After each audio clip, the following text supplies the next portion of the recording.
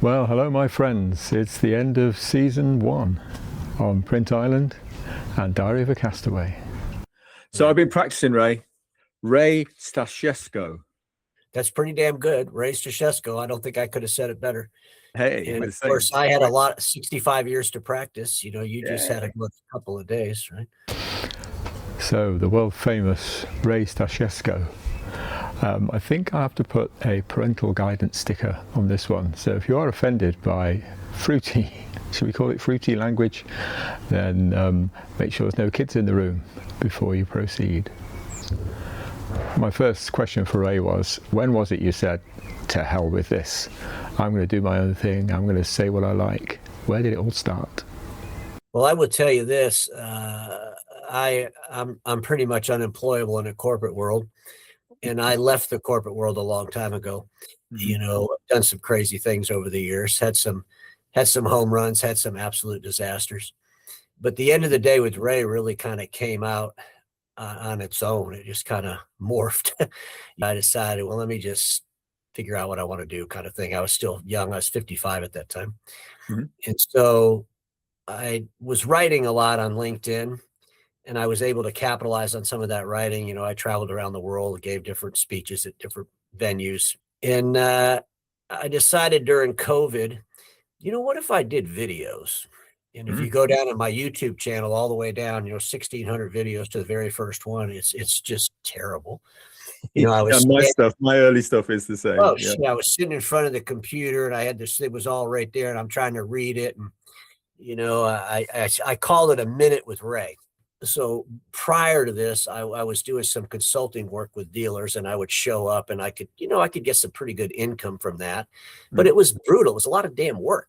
I mean, I'd have to go to their facility. I would spend a week there on site, then maybe go home for a few days and go back for a week. And it was just, you know, and you're going in there causing all kinds of disruptions. It was just a lot of work. COVID kind of stopped all that. Yeah.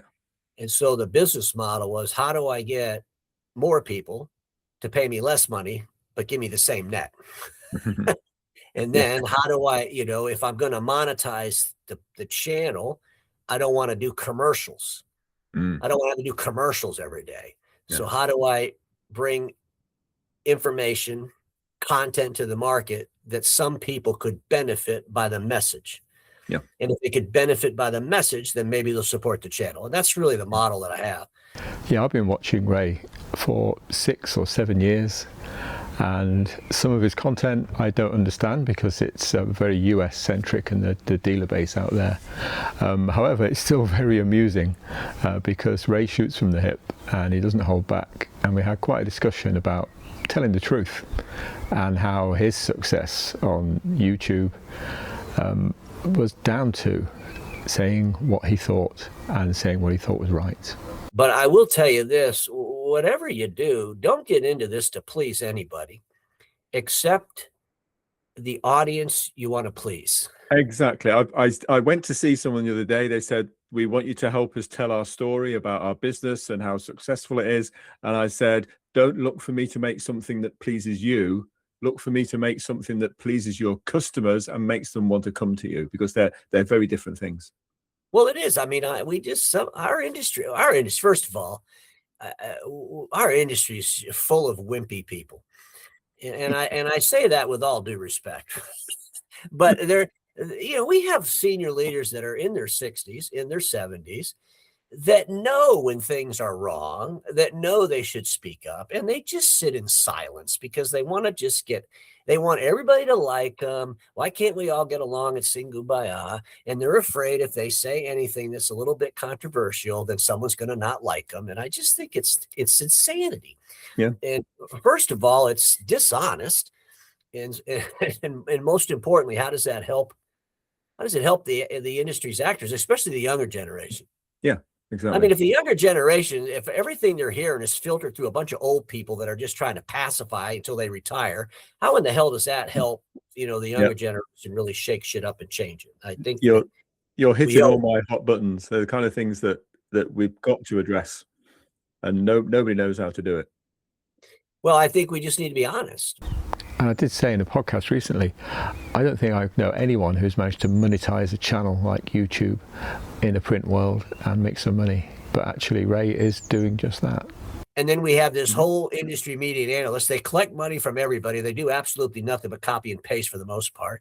And because they're trying to monetize everybody, which everybody will pay them, they're just it's all nonsense. They're not going to have any conflict. They're afraid to bring up anything.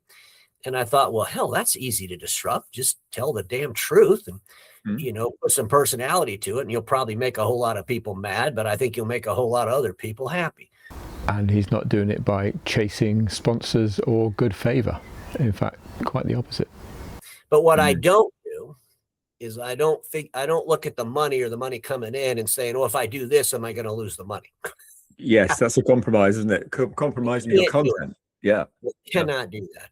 Yeah. And, over the last 8 years, I've literally fired a sponsor or two. So it's just, when you don't think that they're not going to fit in the context of what I want to talk about. To those of us crazy enough to try and start a new venture in the print industry, have you got one piece of a golden rule, a great piece of advice for anyone? Don't be afraid to disrupt. Mm-hmm. Now, and if you're going to go into a whole nother vertical and just leave the print industry, that's a whole different conversation. Yeah. If you're going to stay in our industry, what do we need? We don't need any more complacency. We don't need any more people with gray hair telling everybody what they want to hear. We need people that are going to shake shit up.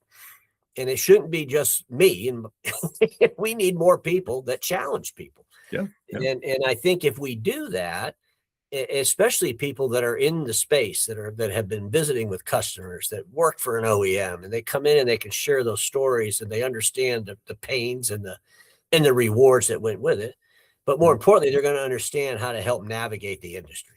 And because they are not restricted by worrying about their boss firing them, that's it. Just be your damn self, because what do you got to lose?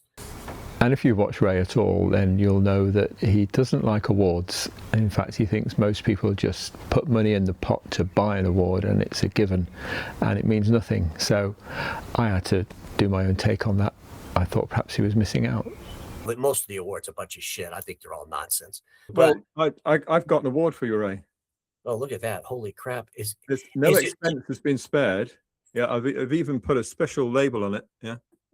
It took a long time to make that. That is hysterical. We will put that on the damn studio, man. Well, I would post it to you, but the tariffs are so high. And so that's it for season 1 of Diary of a Castaway on Print Island. Season 2 will start in a few weeks' time. I'll spend the next 4 weeks or so recording. I think I've got 10 or more people who've said, hey Mark, I've got a story I'd love to tell.